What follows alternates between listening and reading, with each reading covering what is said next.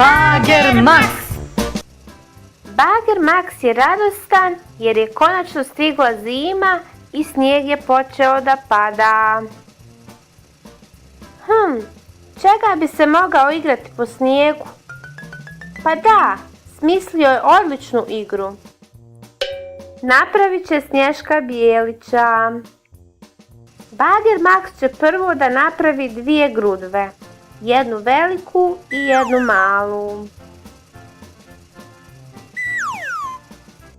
Velika grudva će mu služiti kao tijelo Snješka Bijelića, dok će mala grudva biti glava Snješka Bijelića.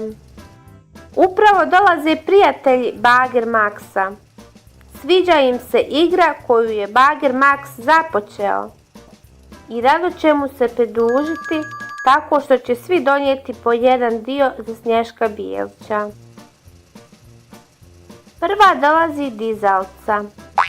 Ona će staviti mrkvu na Snješka Bijelića. Zatim dolazi traktor koji će mu staviti šal. Dolazi i kamion.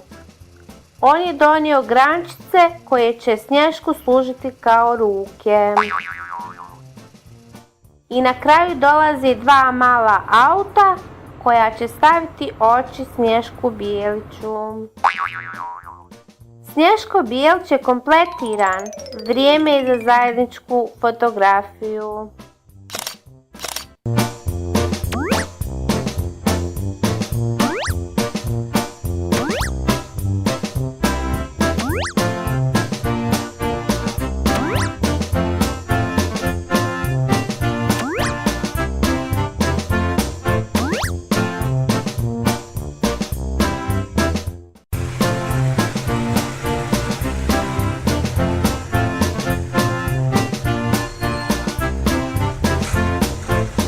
Bager Max.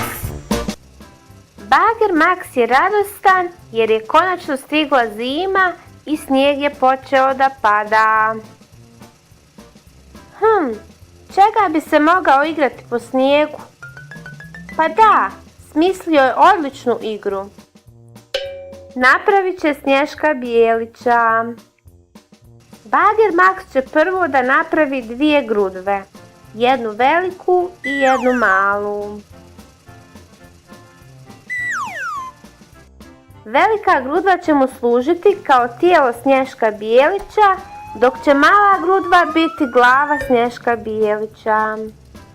Upravo dolaze prijatelji Bager Maxa. Sviđa im se igra koju je Bager Max započeo i rado će mu se pridružiti tako što će svi donijeti po jedan dio za Snješka Bijelića.